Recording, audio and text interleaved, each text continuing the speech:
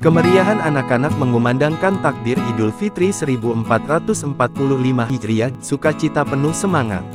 Malam takbiran Hari Raya Idul Fitri 1445 Hijriah diwarnai dengan sukacita di Masjid Al-Marzukiyah Jalan Kiai Haji Azhari, Tangga Takat, Seberang Ulu 2, Kota Palembang, Sumatera Selatan.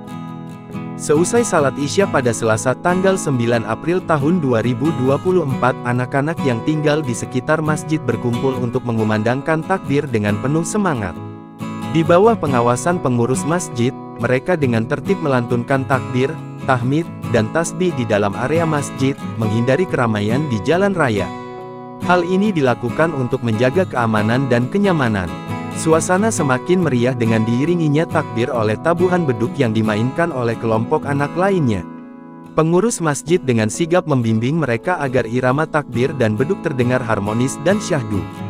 Kami sengaja memilih untuk mengadakan takbiran di dalam masjid untuk menghindari risiko yang tidak diinginkan di jalan raya, ujar Anton, salah satu pengurus Masjid Al-Marzukiyah.